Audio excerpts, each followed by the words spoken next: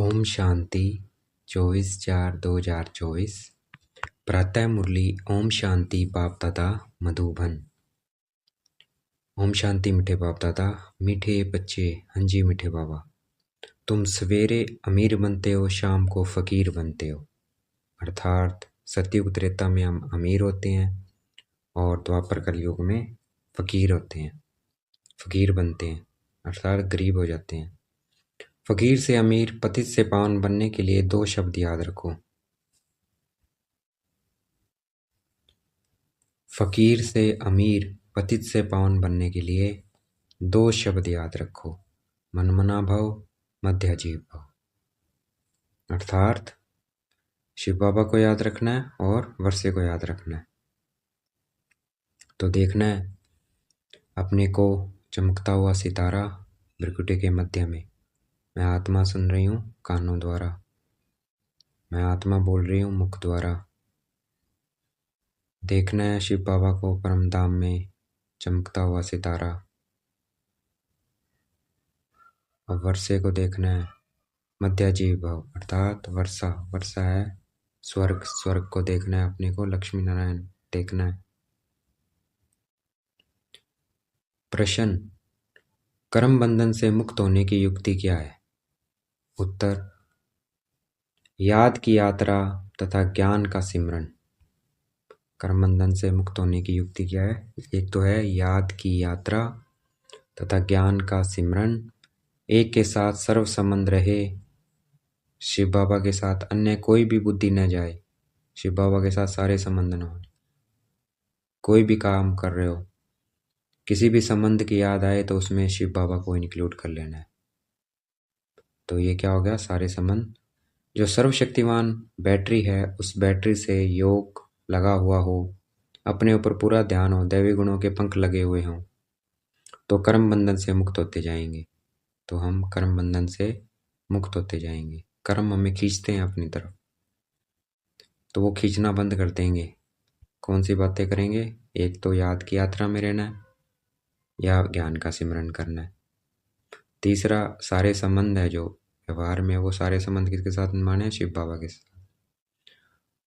किसी भी कार्य में संबंधी याद आएंगे हमें, तो आते हैं तो उस समय शिव बाबा को लेके आना है, शिव बाबा को बोलना है बाबा आ जाओ करवाओ। तो सारे संबंध किसके साथ निभाने हैं? शिव बाबा के साथ।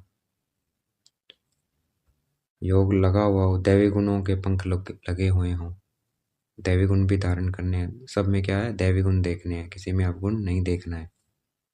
ओम शांति। बाप ने बैठ समझाया है, यह है भारत के लिए कहानी। क्या कहानी है? सुबह को अमीर है, शाम को फ़कीर है। भारत सुबह मतलब सतयुग त्रेता में अमीर है और द्वापर कलयुग में गरीब है। इस पर एक कहानी है। सुबह को अमीर था। यह बातें तुम जब अमीर हो तब नहीं सुनते हो। अमीर होते हैं सतयुग त्रेता में, नहीं सुनते हैं। फ़कीर और अमीर की बातें तुम बच्चे संगम युग पर ही सुनते हो, संगम युग पे सुनते हैं। इस युग में सारा बाबा ड्रामे का राज बताता है हमें आके। यह दिल में धारण करना है। बरोबर भक्ति फ़कीर बनाती है, ज्ञान अमीर बनाता है।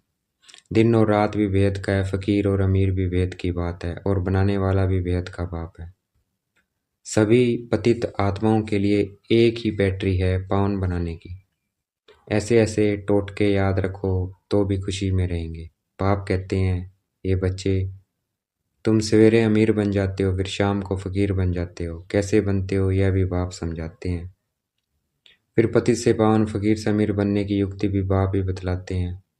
मनमना भव, मध्या जी भव, यही दो युक्तियाँ हैं। यह भी बच्चे जानते हैं, यह पुरुषोत्तम संगम युग है। तुम जो भी यहाँ बैठे हो, गारंटी है तुम स्वर्ग के अमीर जरूर बनेंगे, नंबरवार पुरुषार्थ अनुसार। देखना है अपने को परम धाम, और फिर देखना है सतयुग में लक्ष्मी नारायण। स्कूल में भी ऐसे होता है, नंबरवार क्लास ट्रांसफ़र होता है, इम्तिहान पूरा होता है तो फिर नंबरवार जाकर बैठते हैं। वह है हद की बात, यह है बेहद की बात। नंबरवार रुद्रमाला में जाते हैं। माला अथवा झाड़, बीज तो झाड़ का ही है। परमात्मा फिर मनुष्य सृष्टि का बीज है। यह बच्चे जानते हैं कि झाड़ वृद्धि को कैसे पाता है। पुराना कैसे होता है, आगे यह तुम नहीं जानते थे। बाप ने आकर समझाया है, अभी यह है पुरुषोत्तम संगम युग। अभी तुम बच्चों को पुरुषार्थ करना है, दैवी गुण के पंख भी धारण करने हैं, अपने ऊपर पूरा ध्यान देना है। याद की यात्रा से ही तुम पावन बनेंगे, और कोई उपाय नहीं है। बाप जो सर्वशक्तिवान बैटरी है, उनसे पूरा योग लगाना है। उनकी बैटरी कभी ढीली नहीं होती। वह सतो रजो तमो में नहीं आते, क्योंकि उनके सदा कर्मातीत अवस्था है। बाबा की कर्मातीत अवस्था है, सदा कर्मों में नहीं आते। तुम बच्चे कर्म बंधन में आते हो, बाबा नहीं आते हैं। कितने कड़े बंधन है, कर्म के विकारों के कारण कर्म बंधन में आते हैं। कितने कड़े बंधन है। इन कर्म बंधनों से मुक्त होने का एक ही उपाय है, याद की यात्रा। तो देखना है अपने को चमकता हुआ सितारा, बाबा को देखना है। ये एक ही उपाय है, क्या करना, कर्म बंधनों से मुक्त होने का, याद।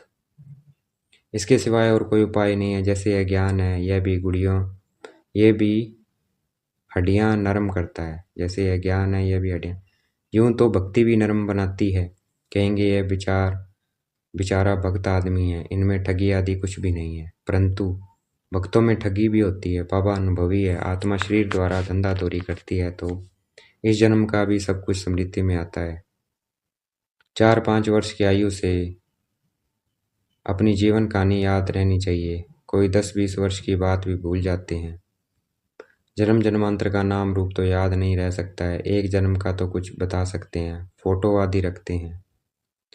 दूसरे जन्म का तो पता नहीं रह सकता है। हर एक आत्मा भिन्न नाम रूप देश काल में पाठ बजाती है। नाम रूप सब बदलता रहता है। यह तो बुद्धि में है, कैसे आत्मा एक शरीर छोड़ फिर दूसरा लेती है। जरूर 84 जन्म, 84 नाम, 84 बाप बने होंगे। अंत में फिर तमो प्रधान संबंध हो जाता है। इस समय जितने संबंध होते हैं उतने कभी नहीं होते हैं। कलयुगी संबंधों का बंधन ही समझना चाहिए। कलयुगी संबंधों को बंधन ही समझना चाहिए। बंधन है वो। कितने बच्चे होते हैं, फिर शादी करते हैं, फिर बच्चे पैदा करते हैं। इस समय सबसे जास्ती बंधन है चाचे मामे काके का। जितने जास्ती संबंध उतने जास्ती बंधन। अखबार में पढ़ा 5 बच्चे इकट्ठे जन्मे, पांचों ही तंदुरुस्त हैं। हिसाब करो कितने ढेर संबंध बन जाते हैं। इस समय तुम्हारा संबंध सबसे छोटा है, सिर्फ एक बाप से सर्व संबंध है। दूसरा कोई से भी तुम्हारा बुद्धि योग नहीं है, सिवाय एक के। सतयुग में फिर इससे जास्ती है। हीरे जैसा जन्म तुम्हारा अभी है। हाईएस्ट बाप बच्चों को अडॉप्ट करते हैं। जीते जी गोद में जाना वर्षा पाने के लिए, सो अभी ही होता है। तुम ऐसे बाप की गोद में आए हो जिससे तुमको वर्षा मिलता है। तो देखना है अपने को चमकता हुआ सितारा, बाबा को देखना है। बाबा हमें वर्षा देते हैं स्वर्ग का, स्वर्ग को देखना है। अपने को लक्ष्मी नारायण रूप में देखना है। आए हैं जिससे तुमको वर्षा मिलता है। तुम ब्राह्मणों से उच्च कोई है नहीं, सबका योग एक के साथ है। तुम्हारा आपस में भी कोई संबंध नहीं है। बहन भाई का संबंध भी गिरा देता है। संबंध एक से होना चाहिए, यह है नहीं बात। पवित्र होकर वापस जाना है। ऐसे ऐसे विचार सागर मंथन करने से तुम बहुत रौनक में आएंगे। सतयुगी रौनक और कलयुगी रौनक में रात दिन का फर्क है। भक्ति मार्ग के समय है ही रावण का राज्य। पिछाड़ी में साइंस का घमंड भी कितना होता है, जैसे सतयुग से भेंट करते हैं। एक बच्ची ने समाचार लिखा कि हमने प्रश्न पूछा कि स्वर्ग में हो या नरक में, तो 4-5 ने कहा हम स्वर्ग में हैं। बुद्धि में रात दिन का फर्क पड़ जाता है। कोई समझते हैं हम तो नरक में हैं, फिर उनको समझाना पड़ता है कि स्वर्गवासी बनना चाहते हो, स्वर्ग कौन स्थापन करते हैं। यह बहुत मीठी मीठी बातें हैं, तुम नोट करते हो, परंतु वह कॉपी में ही नोट्स रह जाते हैं, समय पर याद नहीं आते हैं।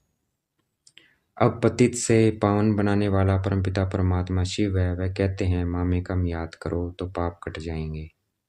तो देखना है अपने को ज्योति बिंदु आत्मा, अपने को चमकता हुआ सितारा देखना है भ्रिकुटी के मध्य में। बाबा को देखना है चमकता हुआ सितारा परम धाम में। जितना याद करेंगे उतने पाप कट जाएंगे। याद में कोई तो आमदनी होगी ना। याद की रस्म निकली है। याद से ही तुम कितने उच्च स्वच्छ बनते हो। जितनी जो मेहनत करेगा उतना ऊंच पद पाएगा। बाबा से भी पूछ सकते हो, दुनिया में संबंध और जायदाद के पीछे झगड़े ही झगड़े हैं। यहाँ तो कोई संबंध नहीं है, एक बाप दूसरा न कोई। बाप है भेद का मालिक। बात तो बड़ी सहज है, उस तरफ है स्वर्ग और इस तरफ है नरक। नरकवास अच्छे या स्वर्गवासी अच्छे? जो सियाने होंगे वह तो कहेंगे स्वर्गवासी अच्छे। कोई तो कह देते हैं नरकवासी और स्वर्गवासी। इन बातों से हमें कोई मतलब नहीं, क्योंकि बाप को नहीं जानते हैं। कोई फिर बाप की गोद से निकल माया की गोद में चले जाते हैं। वंडर है ना। बाप भी वंडरफुल तो ज्ञान भी वंडरफुल, सब वंडरफुल। इन वंडर्स को समझाने वाला भी ऐसा चाहिए जिसकी बुद्धि इस वंडर में ही लगी रहे। रावण तो वंडर नहीं है, न उनकी रचना वंडर है। रात दिन का फर्क है। शास्त्रों में लिख दिया है, काली देह में गया सर्प ने डसा, है ना। कृष्ण जी के काला हो गया। अब तुम अच्छी रीति यह सब समझा सकते हो कि 84 जन्म बाद काला हो जाता है मनुष्य, आत्मा काली हो जाती है। तो काली देह नहीं आत्मा होती है। सर्प ने डसा, 5 विकार डस लेते हैं तब काला हो जाता है। तो अब हम अच्छी रीति समझा सकते हैं किसी को क्या मतलब है। श्री कृष्ण के चित्र को कोई उठाकर पढ़े तो रिफ्रेश हो जाए। 84 जन्मों की कहानी है, जैसे श्री कृष्ण की वैसे तुम्हारी, जैसे श्री कृष्ण की है वैसे हमारी है, सभी देवताओं की है। स्वर्ग में तो तुम आते हो ना, फिर त्रेता में भी आते रहते हैं, वृद्धि होती रहती है। ऐसे नहीं, त्रेता में जो राजा होते हैं वह त्रेता में ही आएंगे। पढ़े के आगे अनपढ़ों को भरी ढोनी पड़ेगी। यह ड्रामा का राज बाबा ही जान सकते हैं। अब तुम जानते हो तुम्हारे मित्र संबंधी आदि सब नरकवासी है। तुम पुरुषोत्तम संगम युगी हो, अब पुरुषोत्तम बन रहे हो। बाहर के रहने और यहाँ 7 रोज आकर रहने में बहुत फर्क पड़ जाता है।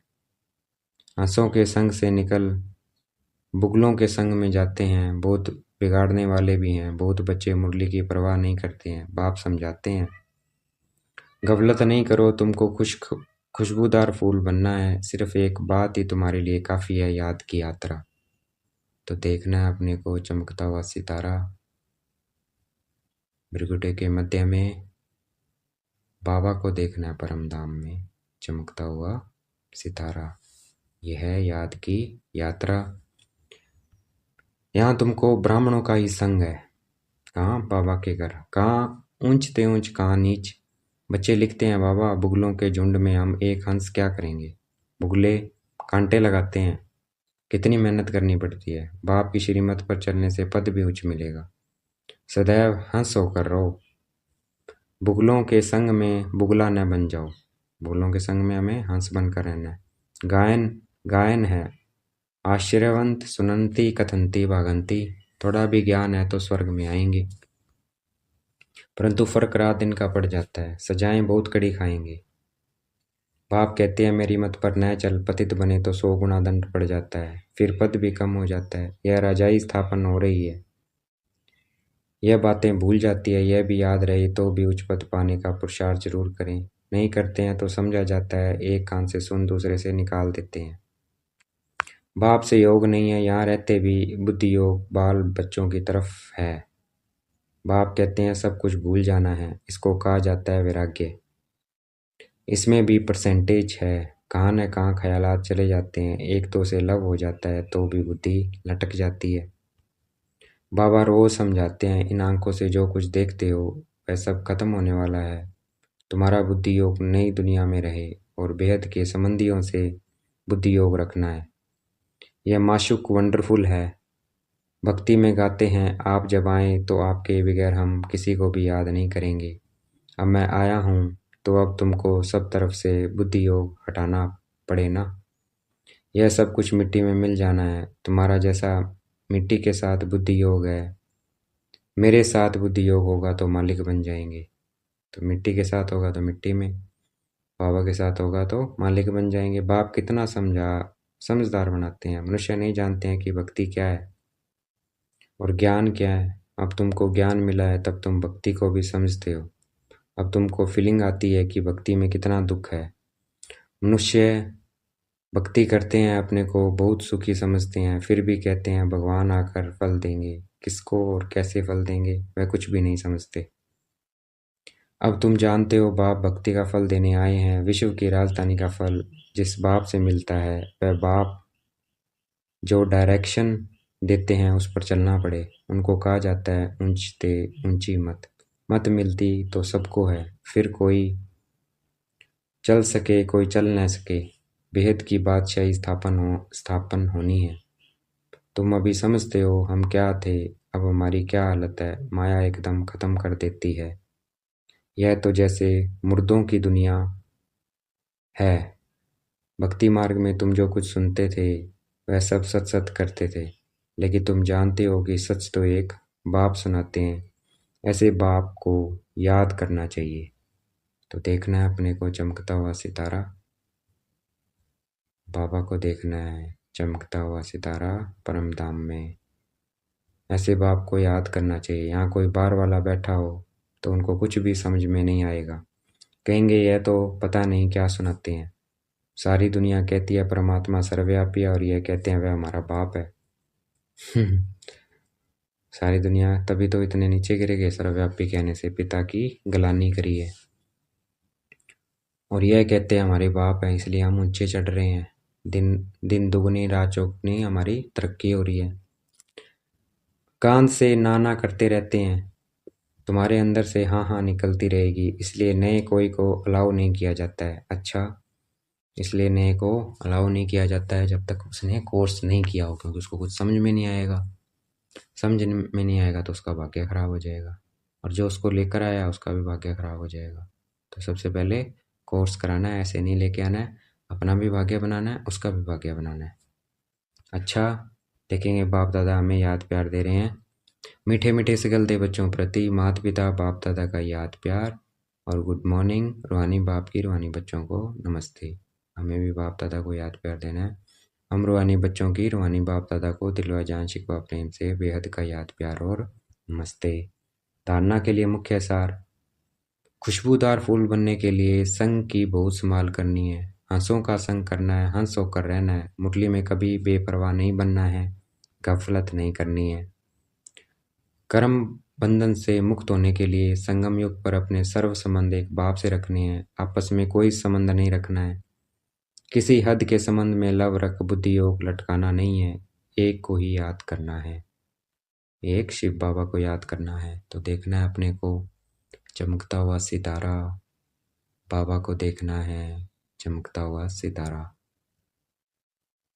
देखना है बाप दादा ने मस्तक पे हाथ रखा हुआ और वरदान दे रहे हैं। परमात्म लव में लीन होने व मिलन में मगन होने वाले सच्चे स्नेही भाव। परमात्म लव में लीन होने वाले, मिलन में मगन होने वाले सच्चे स्नेही भाव। व्याख्या है वरदान की। स्नेह की निशानी गाई जाती है कि दो होते भी दो न रहे, लेकिन मिलकर एक हो जाएं। इसको ही समा जाना कहते हैं। भक्तों ने इसी स्नेह की स्थिति को समा जाना व लीन होना कह दिया है। वे बाबा में लीन हो जाना।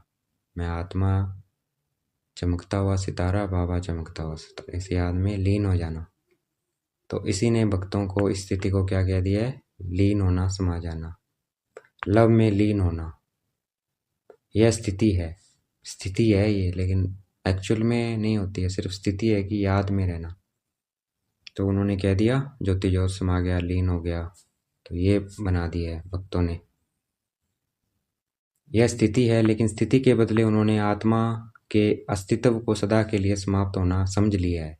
अस्तित्व को ही समाप्त होना समझ लिया है, ऐसा नहीं है। आप बच्चे जब बाप के व रूहानी माशूक के मिलन में मगन हो जाते हो तो समान बन जाते हो। आज का स्लोगन है, अंतर्मुखी वह है जो व्यर्थ संकल्पों से मन का मौन रखता है। अंतर्मुखी कौन है? जो व्यर्थ संकल्पों से मन का मौन रखता है। तो व्यर्थ नहीं आने देना है, नेगेटिव व्यर्थ को नहीं आने देना है, वही अंतर्मुखी है। अच्छा, ओम शांति। शुक्रिया मीठे बाबा, शुक्रिया।